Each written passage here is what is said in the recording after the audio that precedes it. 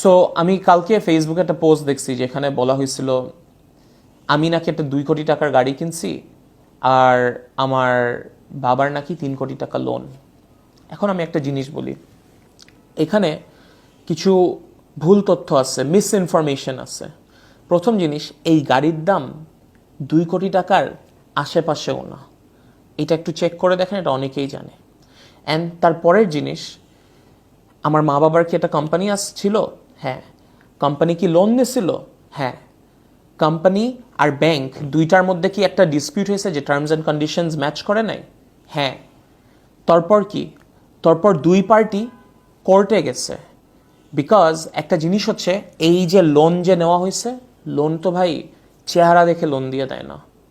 Loan দেয় একটা বন্ধক, নাহলে একটা মর্টগেজ রেখে নিতে হয়, যেখানে আমরা আমাদের একটা জমি দিছি। এখন জিনিসটা যেটা হয়েছে, এই যে জমিটা, এই জমিটার দাম ধরে নেন আপনি 10 টাকা, আর আমরা লোন যেটা নিছি 1 টাকা। সো এখন ওই পার্টিটা চায় যে 1 টাকা দিয়ে 10 টাকার এটা নিয়ে নেওয়ার। বাট একটা জিনিস, এইটার জন্য ফেয়ার না। তারপর একটা গুড সিটিজেন কি করবে? কোর্টের কাছে যাবে। কোর্টের কাছে যাওয়ার পর হোয়াটস গোনা হ্যাপেন? ব্যাংকেরও কথা শুনবে, আমাদেরও কথা শুনবে। যার লজিকটা যেটা ঠিক মনে করবে আমাদের ব্রাইটেস্ট জাজেসরা ওইটাই, অ্যান্ড দেন ওরা শুনলো অ্যান্ড আমাদের কথায় লজিক পেলো, পরে আমাদের স্টে দিছে। তার মানে হ্যাঁ, আমরা এখনো রায় দিচ্ছি না, আমরা কত অ্যামাউন্ট আপনি ব্যাক দিবেন জানাবো। আচ্ছা, এইটা হলো। এখন আমি আমার ব্যাপার আসি। আমি ইফতেখার রাফসান, আমি নর্মালি ভিডিওস বানাই। আমি কি লোন নিছি? না। আমার মা বাবা লোন নিছে? হ্যাঁ।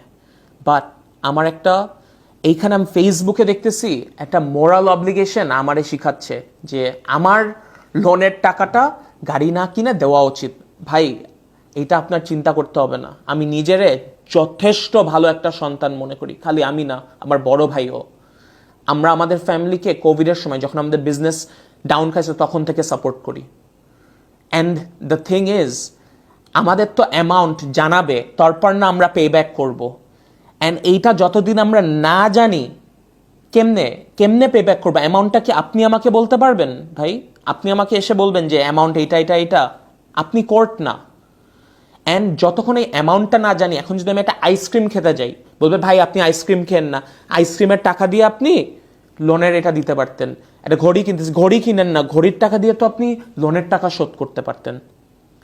ভাই, জিনিসটা হচ্ছে আপনার একটা জিনিস বুঝতে হবে, আমার আর আমার ভাইয়ের সামর্থ্যটা আছে একটা গাড়ি দেওয়া, সাথে একটা লোনের এটা পে ব্যাক করা।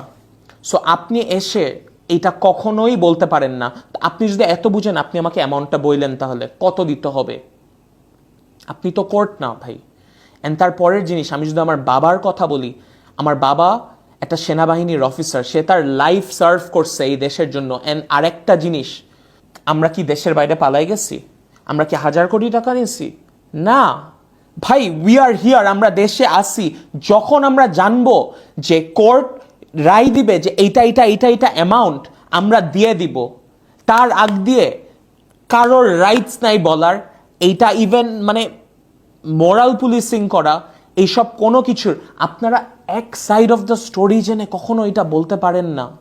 অ্যান্ড ভাই, যেই লেভেলের মিস ইনফরমেশন ছড়াচ্ছে, ভাই আপনারা একটা গল্পের এক সাইড শুনে কখনো জাজ করতে পারবেন না, দুই সাইডই শুনেন। অ্যান্ড অনেক মানুষ লোন নেয়, 1,000 কোটি টাকা লোন নিয়ে চলে যায়। ভাই, আমাদের লোন ইন্টেনশন কখনো ছিল না লোন নিয়ে যে আমরা মেরে দিব। আমাদের ব্যবসার পরিস্থিতি ভালো হয় নাই ওই সময় ভাই। তারপর সব মিলাই যখন কোভিড হয়েছে, পুরা পৃথিবীর সবাই সাফার করছে। ওই টাইমে আমরা গাড়িটা বিক্রি করে দিছি, আমাদের আগের যে গাড়িটা ছিল। তখন আই গেস আমার ইচ্ছাটা ছিল তখন থেকে যে আমি আমার মা বাবাকে একটা গাড়ি কিনে দিব। এটা আমি জানি প্রত্যেকটা সন্তানেরই একটা ইচ্ছা। অ্যান্ড ভাই, যেই লেভেলের মিস ইনফরমেশন ছড়াচ্ছেন, আমি আমার আইনজীবীর সাথে কথা বলছি, আমি আইনি ব্যবস্থা নিব। কারণ এইখানে সাব জুডিশিয়ারি ম্যাটার্স নিয়ে কথা হচ্ছে। অ্যান্ড ফাইনাল জিনিসটা ভাই, এই দেশে আপনি যদি আপনার মা বাবার জন্য কিছু করতে চান, ভাই পোজ দিয়েন না।